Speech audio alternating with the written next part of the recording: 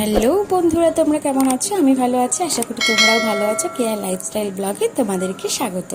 তো সকাল সকাল ঘুম থেকে উঠে স্নান করে আমার পুজো দেওয়া কমপ্লিট। তো সকালবেলায় আমি চা নিয়ে, আজকে চা নিয়ে বসেছি। তো গোলমরিচের গুঁড়ো, তো লেবুর রস দিয়ে আজকে সকালবেলায় চা নিয়ে বসে পড়েছি। সকালবেলায় পুটুসোনা ঘুম থেকে উঠে পড়েছে। তো আজকে পুটুসোনার কয়েকটা গান তোমাদেরকে শোনাবো, তো তোমরা শোনো, দেখো কেমন লাগে। Udadi unai moya. Udadi unai moya.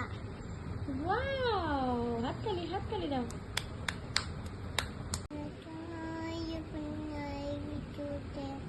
বন্ধু টেলিফোন মন বোঝে না, কান্না থেকে মনে বোঝে না, কান্না থেকে মনে একাই মাথা হয়ে ধরে বাবার মাথা কে বোঝে না।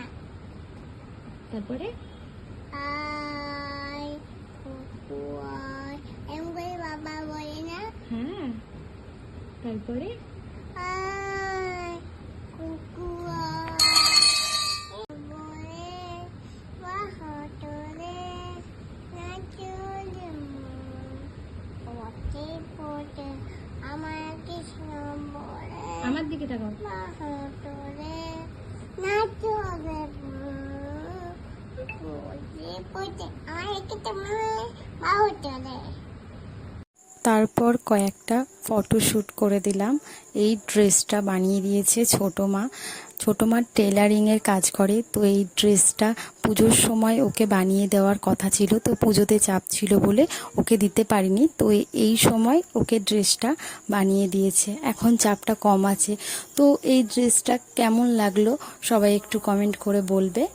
তারপরে দুপুরে খাওয়া দাওয়ার পরে ঘুমটুম দিয়ে সন্ধ্যাবেলায় ঠাকুর ঘরে চলে এসেছি সন্ধ্যা দিতে। তো বৃষ্টি পড়ছিল, তো তারপরে আমি তাড়াতাড়ি সন্ধ্যাটা দিতে চলে এসেছি। তো তারপরে এইদিকে মায়ের ঘরে চলে এসেছি। ছোট লাইটটা জ্বালানো ছিল, সেই কারণে অতটা আলো ছিল না। তারপরে গোপাল সোনাকে নিচে নামিয়ে দিয়েছি, খাওয়ানো দাওয়ানো হয়ে গেছে ঘুম পাড়িয়ে দেবো বলে। তো তারপরে গোপাল সোনাকে দেখতে পাচ্ছ, পুজো কমপ্লিট হয়ে গেছে। তারপরে এইদিকে চা সন্ধ্যাবেলায় খেয়েছি, খাওয়া দাওয়ার পরে রাতে খাবার নিয়েছি, লাল শাক নিয়েছিলাম, এদিকে মাংস নিয়েছিলাম, আর দুপুরবেলায় একই খাবার খেয়েছিলাম, শুধু পটল ভাজাটা অ্যাড ছিল। তো আজকের ব্লগটা এখানেই শেষ করছি, আবার নেক্সট কোনো ব্লগে দেখা হচ্ছে।